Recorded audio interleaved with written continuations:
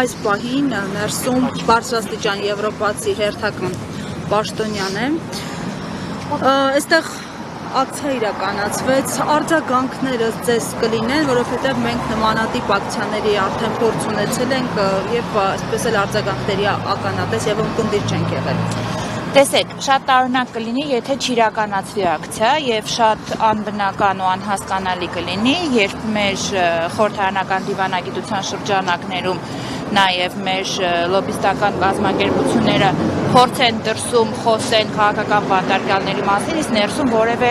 ակցիա չիրականացվի։ Այդ տեսանկյունից շատ կարևոր են նմանատիպ ակցիաները եւ ինչքան շատ լինեն տարբեր նախաձեռնություններ, տարբեր ֆորմատներով, կարելի է մենակ ակցիա անել, լուռ ակցիա անել, մեծ ակցիա անել, բայց բարձրաձայնել անընդհատ եւ դռները փակել պետք է։ Ինչ վերաբերում է արդյունքներին, ցավոք արդեն 8-րդ տարին է լրանում, ինչ մենք տեսնում ենք, որ միջազգային կառույցները կարծես թե շեղվել են իրենց իսկ որդեգրած ժողովրդավարական եւ մարդու իրավունքների պաշտպանության ուղուց եւ հենց միջազգային կառույցներն են, որ ռեկորդակիր երկակի ստանդարտներ են կիրառում եւ հենց հատկապես մեր երկրի վրա մենք դա զգում ենք եւ զգում ենք շատ վատ։ Եվրոպայի խորհրդի խորհրդարանական վեհաժողովի այս վերջին Progress Report-ը, որը մենք կարդացինք ու ապշեցինք, թե անցնող տարվա մասին էր այդ զեկույցը, անցնող տարում Հայաստանը մարդու իրավունքները խախտելու ռեկորդներ է սահմանել եւ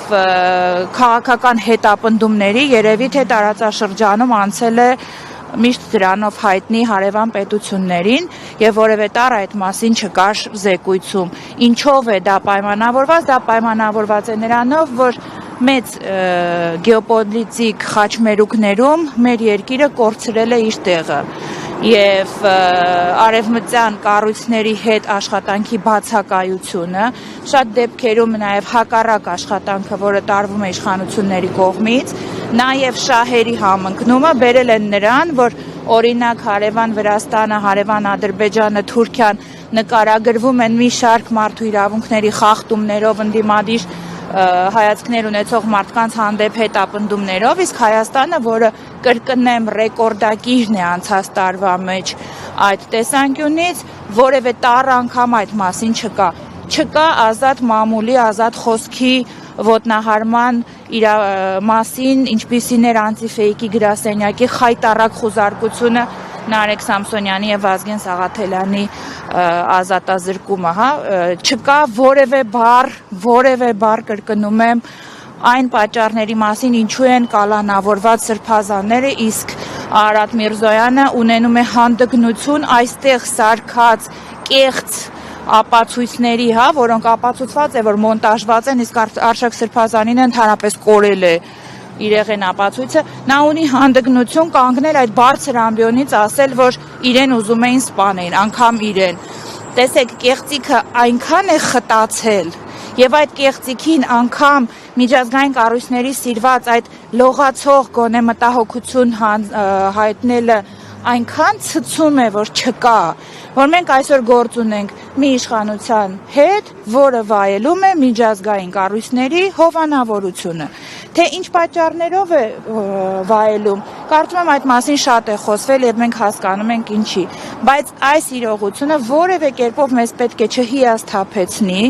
մենք պետք է շարունակենք պայքարել, մենք պետք է մեկ առիթով եմ ասել, ասեմ, պաշտպանենք եվրոպական արժեքները եվրոպական կառույցներից։ Մարդու իրավունքների հանձնակատարը, որը այստեղ է գտնվում, պետք է պարտադիր տեղեկացած լինի, որ 15 օր հացադուլի մեջ գտնված Նարեկ Սամսոնյանի մոտ լուրջ առողջական խնդիրներ են ի հայտ եկել, իսկ ինչպես մենք տեսանք զարգացումներից, որևէ տառ, որևէ արձագանք, որևէ այց, որևէ մեկի կողմից իրավասու մարմինների, մարդու իրավունքների պաշտպանի միջազգային կառույցների կողմից չի եղել։ Չեն եղել այցելություններ մյուս քաղաքական բանտարկյալների, մարդուն մենք ունենք սարսափելի դեպք, երբ մարդուն միայն մեր ձևով արտահայտության համար կամայական այսպես բացատրությունով, հիվանդ երևակայության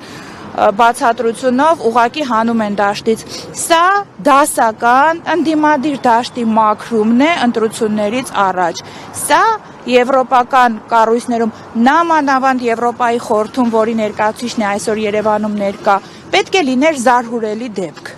Փոխարենը մենք տեսնում ենք լռություն։ Ինչու էլի եմ կրկնում, որովհետև գեոպոլիտիկ շահերը համընկել են եւ մեր իշխանությունները այսօր վայելում են միջազգային կառույցների ցցուն հովանավորությունը։ Ես եմ շնորհակալ։